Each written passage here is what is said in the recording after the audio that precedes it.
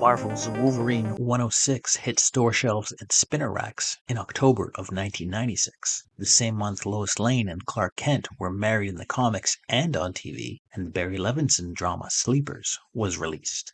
This issue focuses on two homecomings. Wolverine and Elektra head to Alberta, Canada to visit Wolverine's old homestead and pay respects to Silverfox's grave. Logan reminisces about his time with Silverfox and his past loves. Later, the duo head to Greece to visit the only remaining family Elektra has left, the gardener Stavros and the waitstaff at the Nachios Villa. Greeting all as family, Elektra and Wolverine are treated to a fine meal while discussing the past. Elektra asks for peace when Stavros informs her that they've avenged all but one of her father's killers. Meanwhile, Wolverine discovers that he and Stavros have a history dating all the way back to World War II.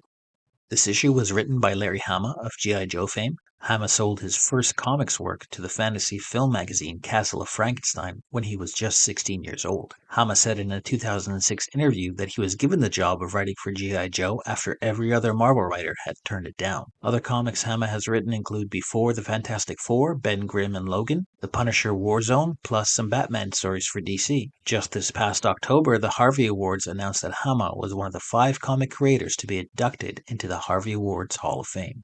This issue was penciled by Val Semeiks, who is best known for his long runs on both The Demon and Lobo for DC. He also worked on non-superhero projects for Mad Magazine, plus video game and toy design. Speaking exclusively to Read the Freaking Comics, Val Semeiks reflects on this issue. Wolverine 106 was the last issue of my little run on the book. It came after Lobo and my switch to Marvel after working with DC. What stands out first is how dynamic the storytelling is. I've always taken pride in my page layouts, and what I strive for is on display here.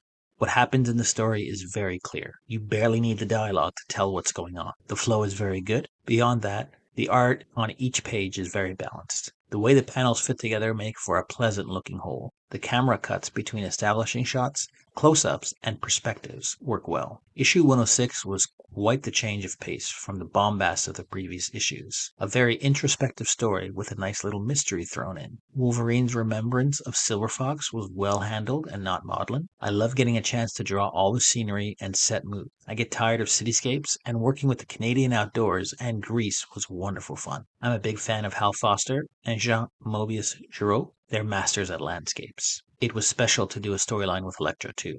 I would have loved to have drawn more of Wolverine in a non-feral state.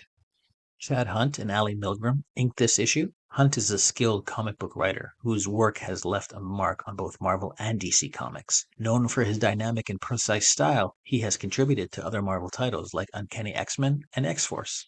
Al Milgram has worked as a writer, penciler, inker, and editor, primarily for Marvel Comics. Milgram started his comics career in 1972 as an assistant for inker Murphy Anderson.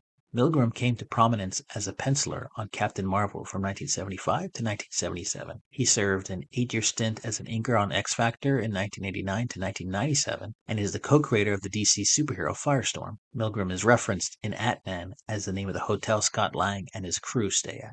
Adam Kubert drew the cover of this issue. The Kubert family has deep roots in the comic industry. Adam is the son of Joe Kubert and brother of Andy Kubert, both comic book artists as well, and the uncle of comics editor Katie Kubert. Adam began his comics career as an occasional letterer for DC Comics in late 1977. His first credited work as a colorist came in 1982 in the Dr. Fate backup feature in The Flash 310. In 2005, Adam and Andy Kubert signed exclusive contracts with DC Comics. His first project was illustrating Last Son, a Superman story arc, co-written by Jeff Johns and Richard Donner.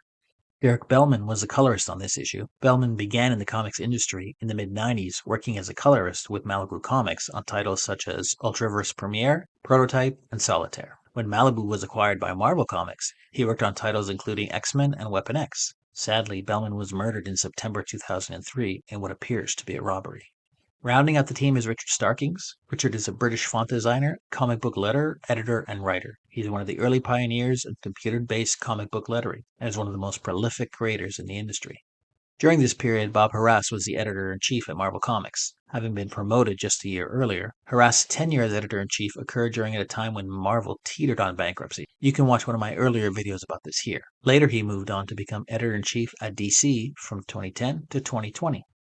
So let's discuss the obvious here. Why does Wolverine look like this? As you may recall in the 90s, Magneto ripped all of the adamantium out of Wolverine's body. Later on, a follower of Apocalypse captures Wolverine and attempts to bond adamantium to his skeleton a second time, with the goal of making him one of Apocalypse's warriors. However, Wolverine's healing factor and willpower reject the process. The ensuing stress leads him to regress into a bestial state. Stick, the former mentor of Daredevil, sends Elektra to retrain Wolverine and to heal his psyche. For a few issues, Wolverine remains in a bestial state in which he is less articulate and shrewd. This is why they are both on a journey of self-discovery in this issue. While a specific location within Alberta, Canada is never mentioned, I did some research of my home country to determine the most likely region in Alberta that would include a view of the Rockies as depicted, wild wolf packs, and where the flowers mountain laurel, sassafras, mint, and juniper could all likely grow wild. Southwestern Alberta seems to be the best location, so I'm estimating Wolverine's cabin is somewhere outside of Lethbridge. Settled in 1874, the city started as a mining town. The nearby Canadian Rocky Mountains contribute to the city's warm summers, mild winters, and windy climate. By the way, none of these flowers look like any mentioned by Wolverine in this issue. Liar. The same goes for Elektra's villa. Only described as a Greek island near the Aegean Sea, so I selected Santorini as her home. Santorini, officially named Thera, is a Greek island in the southern Aegean Sea, about 200 kilometers southeast of the mainland. It is the largest island of a small circular archipelago. With its incredible ocean views and mild weather, many wealthy people have built vast homesteads on the island. Logan's past love interests are mentioned in this issue, so let's get into them.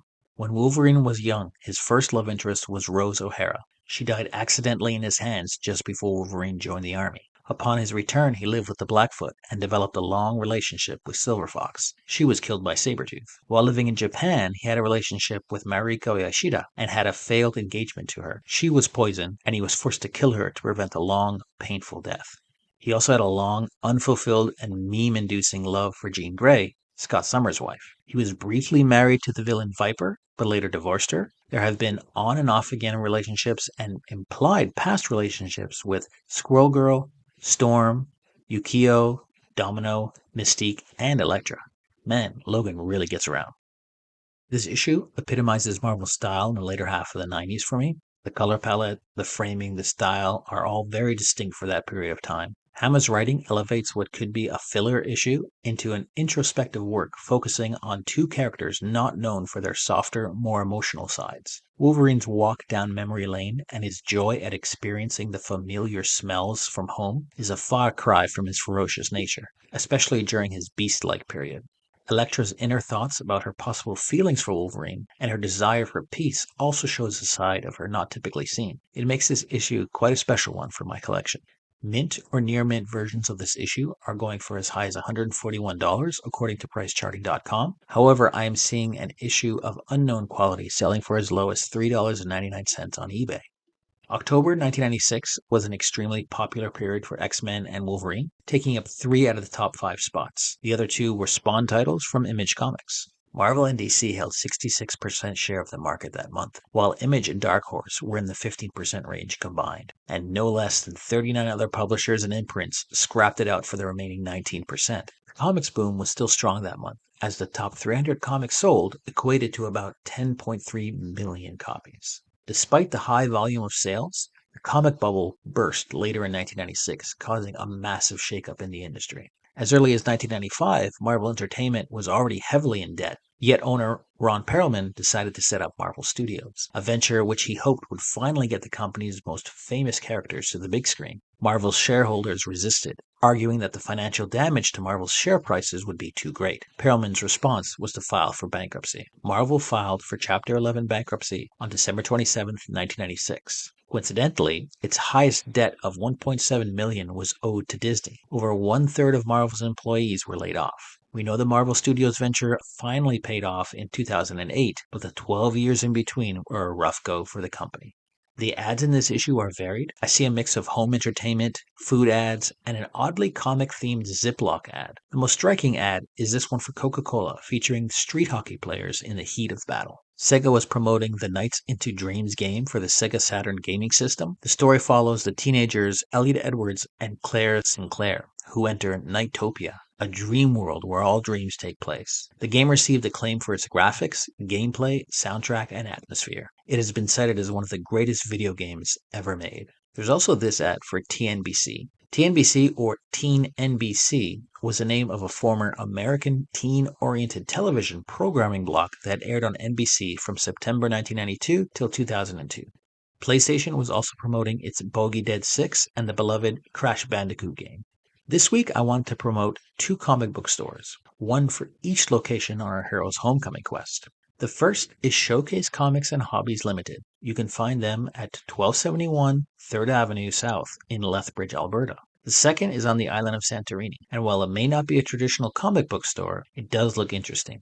While you're vacationing, be sure to check out Atlantis Books EE, located in the Nomikos Conference Center in Firo Stefani, or check out atlantisbooks.org. Thanks for checking out this video. If you want to see more, please hit like and subscribe. If you have suggestions for comics you want me to deep dive into, please leave a comment below. Please help and support real artists. AI is great for a lot of things, but not for creating art and replacing artists. Thank you.